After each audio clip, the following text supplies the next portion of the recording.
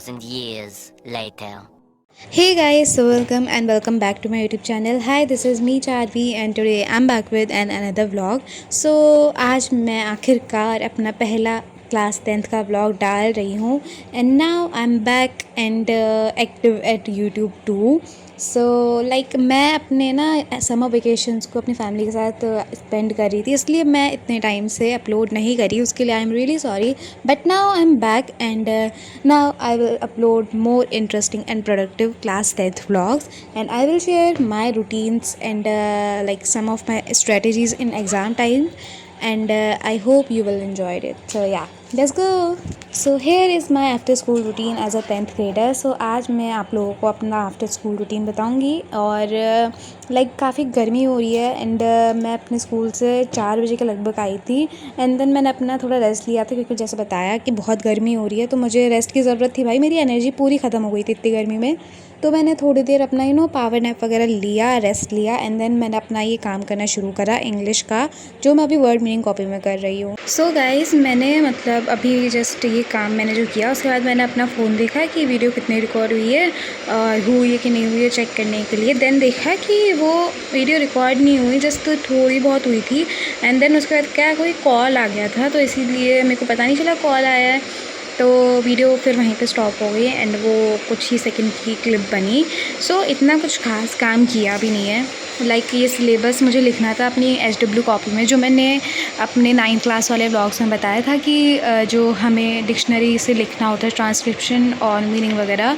सो वो वाले वर्ड्स हमें लिखने थे चैप्टर से. हमें आज जितना पढ़ाया था, आज एक ही पैराग्राफ पढ़ाया था पहले चैप्टर का, जो था दी लेटर टू गॉड.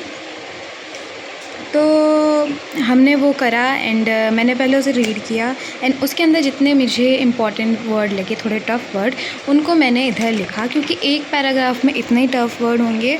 सो मैंने इनको लिखा. लाइक इतने भी टफ़ नहीं है, मेरे को पता है मीनिंग, बट लिखना तो पड़ेगा ही ना कुछ एक शब्द तो.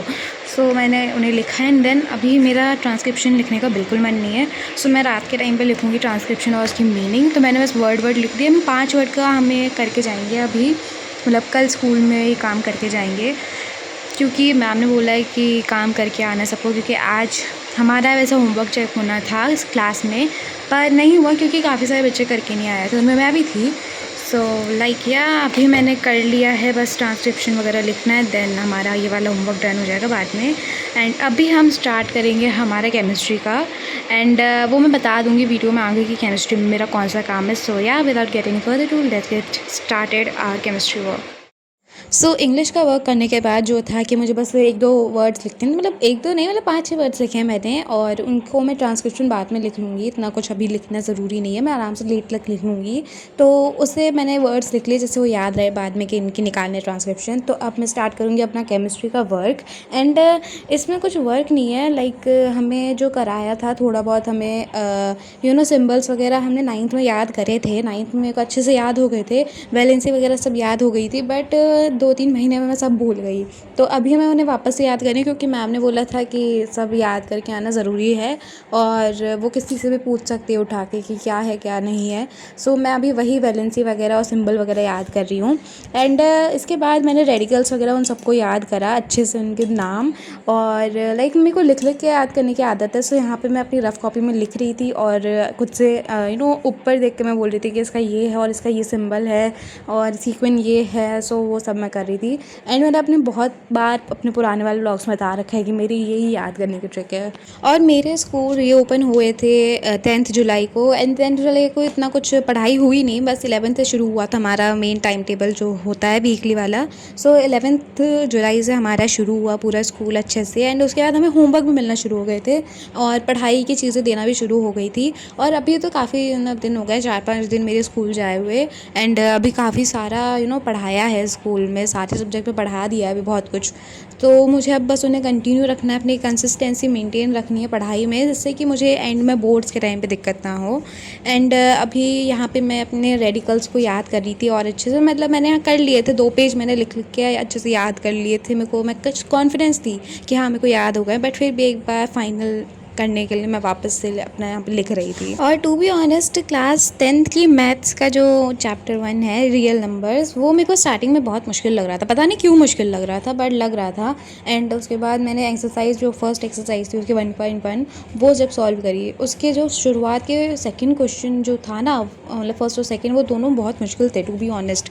मतलब शुरुआत में किसी बच्चे के लिए मुश्किल ही रहेंगे बट अब बहुत ईजी है। मतलब अब 4-5 क्वेश्चन और कर लिए तो बहुत इजी लग रहा है। सो इतना कुछ खास टफ नहीं है फर्स्ट एक्सरसाइज, बाकी अब देखते आगे क्या होगा। और वैसे ये मेरा आफ्टर स्कूल रूटीन है। मैं आई थी, उसके बाद मैंने बता दिया था कि मैंने नैप लिया एंड देन मैं पढ़ाई करने बैठ गई। सो मैंने लगातार पढ़ाई करी एंड देन अपना केमिस्ट्री का याद करके मैं थोड़ा बहुत अपना मैथ्स का रिवाइज करने लगी। क्वेश्चन में को थोड़ा बहुत डाउट था, सो मैंने उसको वापस से अपना रिसॉल्व किया और 1-2 एग्जाम्पल मैंने वापस से सॉल्व करे।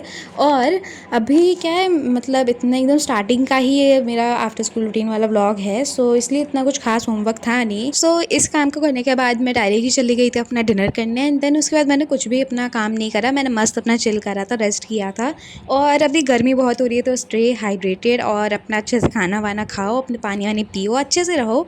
और या guys, so yeah that is for this vlog. I hope you enjoyed it and see you in my next vlog. तब तक के लिए bye bye, stay tune and please take care of yourself. So yeah, thanks for watching it and bye bye.